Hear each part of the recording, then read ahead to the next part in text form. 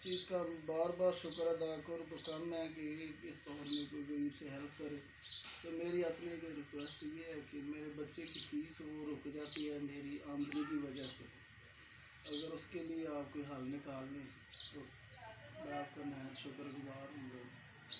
اللہ تعالیٰ آپ کو ہمیشہ توفیق دیتا رہے اور آپ ہمیشہ غریبوں کی مدد کرتے رہیں. آمین. کون سی کلاس میں پڑھتا ہے بچہ آپ کا؟ وہ ابھی پریپ میں ہے. تو اس سے آگے اس نے جانا تھا لیکن میری آمدنی کی وجہ سے جو ہے نا وہ کبھی رک جاتا ہے کبھی چلا جاتا ہے. تو جس سے مکمل اس کی فیس میں پے نہیں کر سکتا جس کی وجہ سے وہ بریک ہو جاتا ہے. اور میں پراپر اسے چلانا چاہتا ہوں. میری ہمت نہیں ہے. اگر آپ کو یہ مہربانی کرے اس کی فیس بے شک ڈائریکٹ اس کے اسکول میں پہنچتی رہے. مجھے نہ دے نہ میں لیتا ہوں. آپ ادھر سے ہی رابطہ ہو آپ اس کی فیس پے کر دیں تو وہ پڑھتا رہے گا. میری یہ خواہش ہے اور اللہ تعالیٰ آپ کے سلسلے کو بلند کرے. آپ ہماری دعا ہے.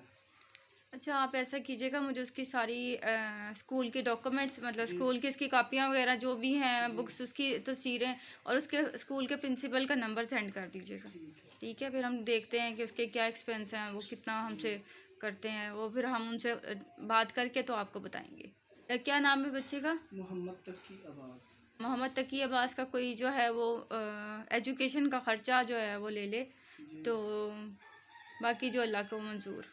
جی بالکل. جی اس کے ساتھ ہی ڈاکٹر آمنہ اشرف جاتی ہے. اللہ حافظ.